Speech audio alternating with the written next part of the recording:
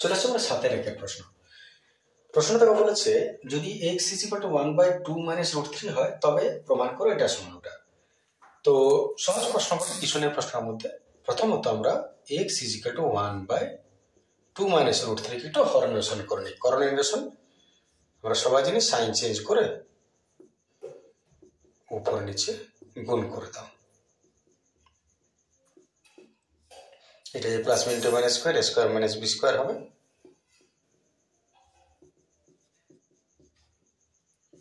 দুগুণে 4 - 3 2 প্লাস √3 হয়। নিচে বিয়োগ করলে 1 লেখা দরকার হয় না। এবারে তুমি এলএচএস চলে এসো।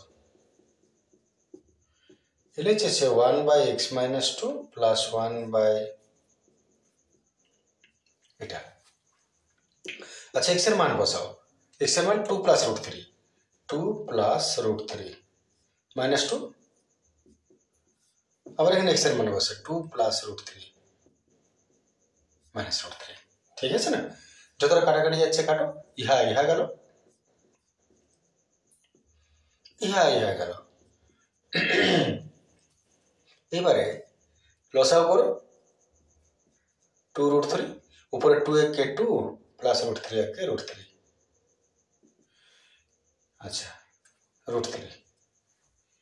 এবারে 2 প্লাস √3 কার মান বটে? x এর মান। তাহলে এই জায়গায় x বসিয়ে দাও। ডাইরেক্ট ওটাই প্রমাণ হবে RHS। আর নাহলে RHS লিখে মান বসাতে পারো।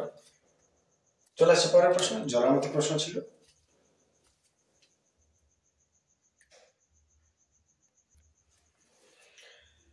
চলে আসছে আমরা 7 এর 2 প্রশ্ন। 25 জন কৃষক একটা সমবায় সমিতির 2400 বিঘা জমি চাষ করে, 36 দিনে চাষ করে। সমিতির ট্রাক্টর কেনায় দেখা যায় অর্ধেক জমি 30 দিনে চাষ করা যায়। তাহলে একটা ট্রাক্টরের ক্ষমতা কতজন কৃষকের সমান, সেটা ভেদ তত্ত্ব প্রয়োগ করে। তো ভেদ তত্ত্বের অঙ্কে খেয়াল করে নাও। তোমাকে প্রথমে এককগুলোকে দেখে নিতে হয় কটা একক আছে। অঙ্কে আছে জন, বিঘা আর দিন, 3টা একক আছে। 3টা এককে তুমি কিছু ধরে নাও x y z বা যাই হোক। তাহলে আমি সেটা শুরু করছি। প্রথমে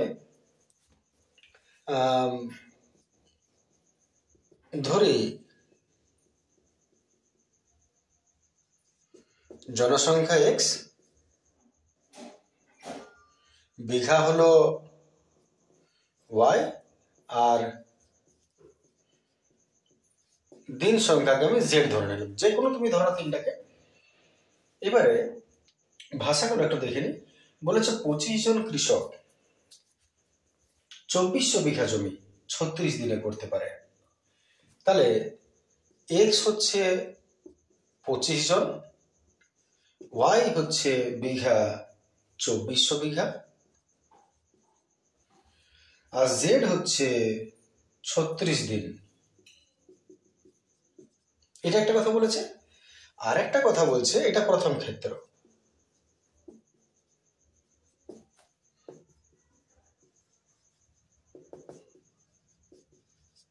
দ্বিতীয় ক্ষেত্রে দেখো, বলছে সমিতি একটা ট্রাক্টর কেনায় অর্ধেক জমি, তার মানে y হয়ে গেল 2400 বিঘা বলেছিল, তার অর্ধেক 1200 বিঘা। 30 দিনে জেডটা দিয়ে দিয়েছে, 30 দিনে চাষ করে।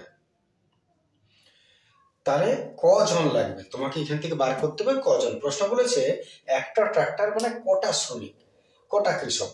তাহলে আমরা এখানে আসলে এক্স এর মানটা জানি না, এটা বার করব।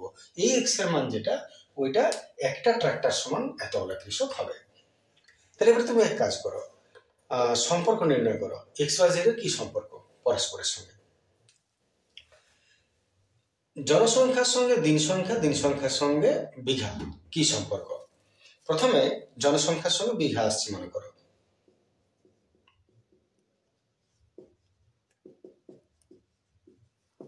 জনসংখ্যার সঙ্গে বিঘা কি সম্পর্ক হবে। লোক যদি বাড়ে চাষও বেশি বিঘায় করতে পারবে, লোক যদি কমে যায় চাষ কম বিঘায় হবে। তার মানে সম্পর্ক জনসংখ্যার সঙ্গে বিঘার সম্পর্ক, বিঘা সরল ভেদে আছে, এটা ভেদের অঙ্ক বটে, সরল ভেদে। আর জনসংখ্যার সঙ্গে তুমি দিন সংখ্যাটাকে করো, প্রথমটার সঙ্গে দুটাকে। জনসংখ্যার সঙ্গে দিনের সম্পর্ক। দিন, মনে করো 20 জন লোক চাষ করছে 10 বিঘা জমিতে, 10 দিন লাগবে। 20 জনের জায়গায় 12 জন এলো, অসুস্থ হয়ে গেল, 12 জন এলো, সময় বেশি লাগবে। তাহলে জনের সঙ্গে দিন কোন সম্পর্ক? ব্যস্ত। তাহলে জনসংখ্যার সঙ্গে দিন ব্যস্ত ভেদে আছে। তাহলে জনসংখ্যার সঙ্গে বিঘা যদি সরল হয়, তার মানে এক্স ভ্যারাইজেস ওয়াই,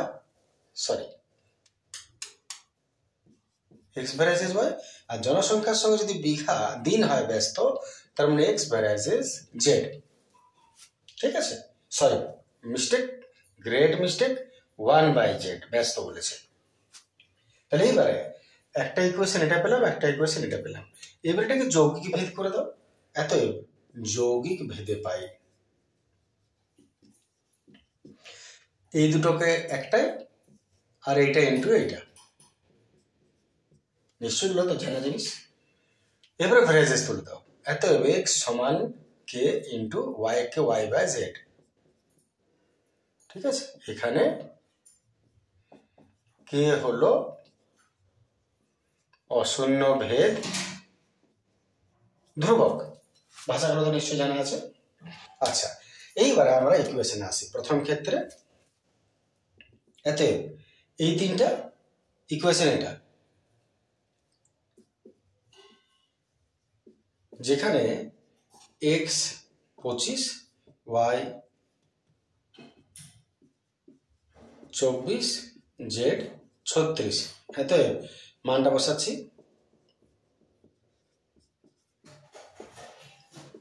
25 কে ওয়াই হলো বাই 36, আর কে এর মান যদি আমি ডাইরেক্ট বার করি, তাহলে এটা এদিকে চলে যাবে, 24 নিচে নেমে যাবে। কে সমান এদিকে লিখলাম কেটা, দরকার ক্রস মাল্টিপ্লিকেশন করে নেবে, এটাই পাবে। 4 6 24, 4 9 36, 3 2 3 3 25, 8 200, 3/8, 3/8 কে এর মান বেরোলো। অঙ্ক নিশ্চয় জানা আছে তোমাদের। এইবারে দ্বিতীয় ক্ষেত্রে এখানে y সমান 1200, জেড সমান 30, আর কে সমান 3/8। এক্স এর মান বার করতে বলেছে। ইকুয়েশন তো সেম হবে, এটাই মান বসে এক্স, সরি এক্স এর মান জানি না, কে 3/8, ওয়াই জেড কাউটা কুটু 3 10, 4 3 12, 4 2 8, 15টি, 15 জন, এক্সটা জন বটে। তাহলে একটি ট্রাক্টর 15 জনের সমান কাজ করে। ঠিক আছে, চলে আসছি পরের প্রশ্ন।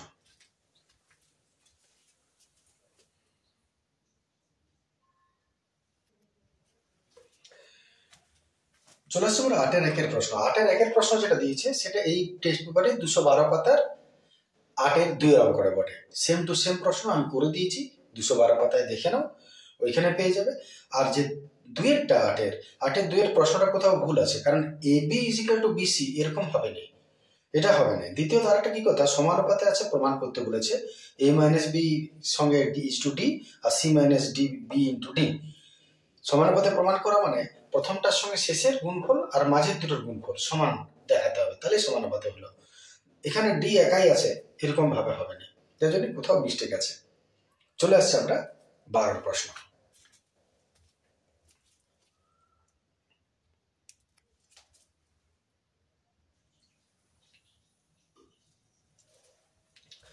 চলে এসছি আমরা 12 প্রশ্ন।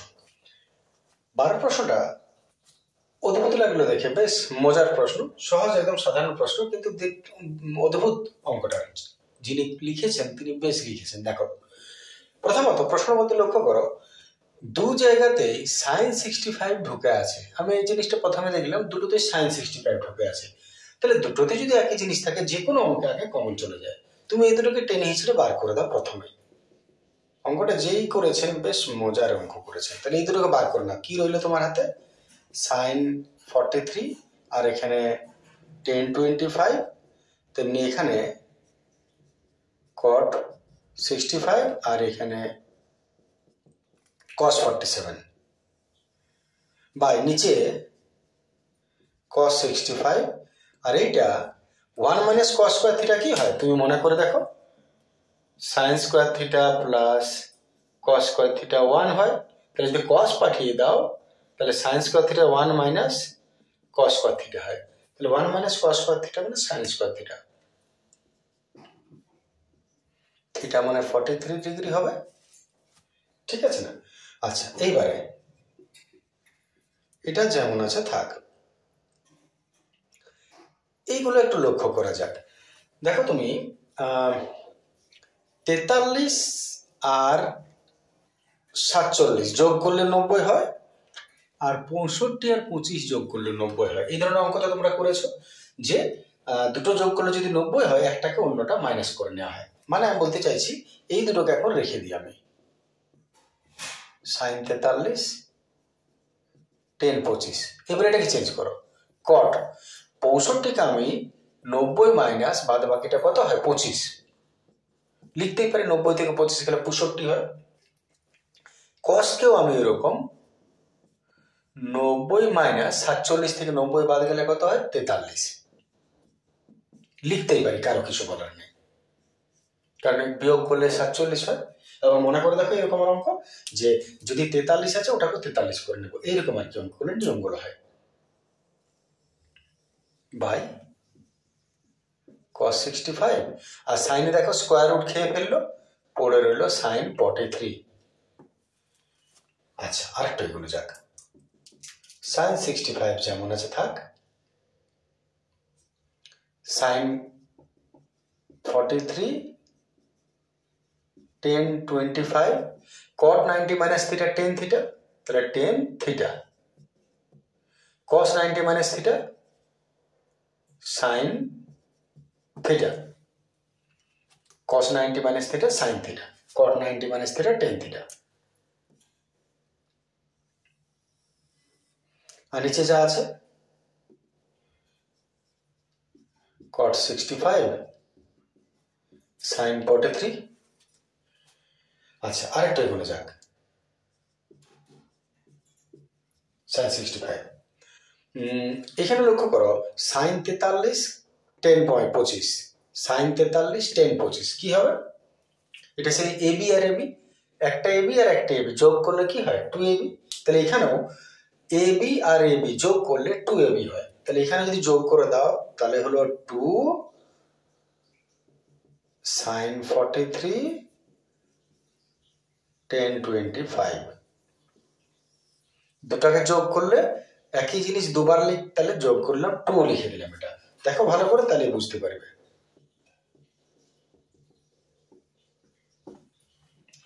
আচ্ছা, এবারে যতটা পড়ে রইল লক্ষ্য করা যাক।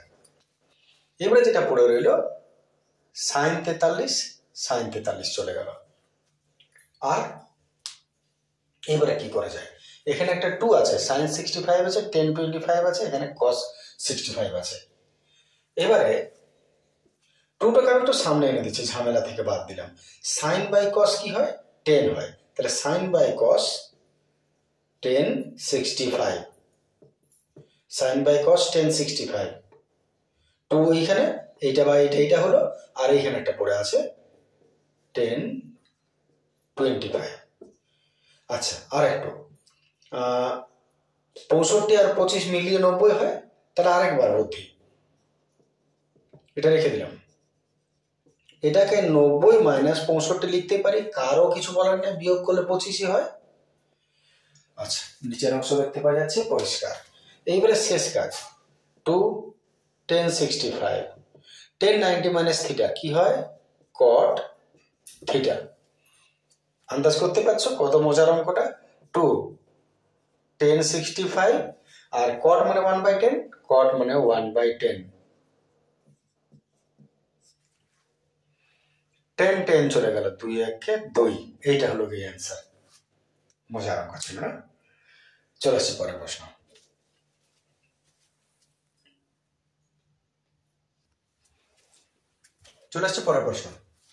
বলেছে 9 cosec square alpha plus 25 sin square alpha এর সর্বনিম্ন মান হবে কত? তাহলে প্রথমে সেম প্রসিডিউরে যাবে, তুমি এটা স্কয়ার করো,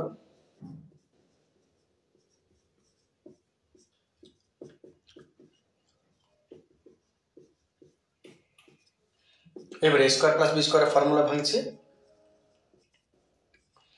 এ মাইনাস বি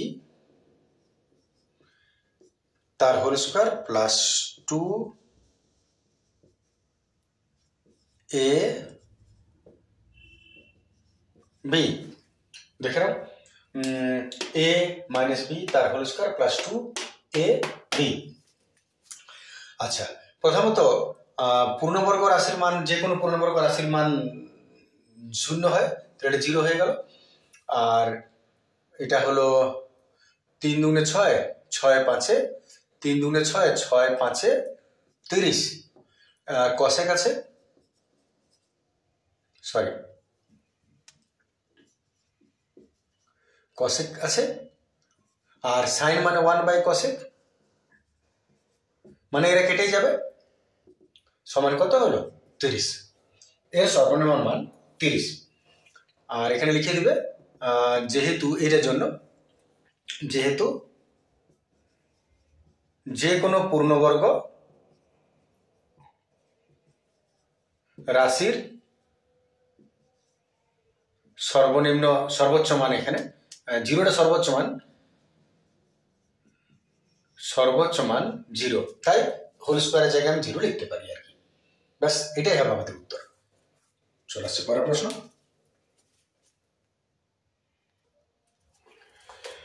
চলে আসছে আপনার শেষ প্রশ্ন, 3-এর প্রশ্ন। প্রশ্ন মান বার করতে বলেছে, সমাধান। এইখানে দেখো এক্স লুকিয়ে আছে, তাহলে শুরু করা যাক। 10 স্কয়ার 180 মানে তো আমরা জানি পাই মানে তো 180 ডিগ্রি, আর যেটা নিচে এক্স আছে, টাইম বোম দেওয়া আছে, ওটা তুমি ছুঁতে পারবে না, বাকিগুলো সব মান বসাও। এটারও মান বসিয়ে রাখতে পারো চাইলে, কিন্তু বসিয়ে রেখেও কোনো কাজ হবে না, বুঝতেই পারছো। 2 2 3, 3 2। আচ্ছা, এটাকে একটু সলভ করে 10 স্কয়ার 4 45 180 হয়, টাইম বোমটা রেখে দাও এখন। 3 6 18 30, 4 45, সরি 3 6 18, 10 45 1, টাইম বম যেমন আছে রইল। 10 30 1/√3, 10 60 √3, তার স্কোয়ার ওদিকে আছে 3/2। একের স্কোয়ার 1, ভুলে যাও, এটাকে নিয়ে আর কাজ নাই। π/x 1/√3, রুট স্কোয়ারকে খেয়ে ফেললো 3, এদিকে আছে 3/2। আচ্ছা, এখানে 3 3 দুদিকে কেটে যেতে পারে, সাইন π/x আছে। আর একটু লক্ষ্য করো, এটাকে ওদিকে ট্রান্সফার করে দাও, ক্রস মাল্টিপ্লিকেশন যেমন হয়, √3 1 সব কেটে গেলে তো 1 আছে না, √3 1 √3 আর নিচে কত আছে 2, এটাকে শুধু ট্রান্সফার করে দিলাম। এইবারে সাইন π/x, √3/2 কত, সাইন 60, সাইন বাদ চলে গেল, পায়ের মান কত 180/x 60, 6 3 হ্যাঁ সাইন গেল 60, 180 6 3 18। হাতে ক্রস মাল্টিপ্লিকেশন করে দাও, x সমান 3, ক্রস মাল্টিপ্লিকেশন করে দিলাম অর্থে। ঠিক আছে, সহজ প্রশ্ন ছিল। আজকের ভিডিও এতটা রেখে দিলাম, নেক্সট ভিডিও করে দিন। আজকের মতো থ্যাংক ইউ এবং গুড ডে।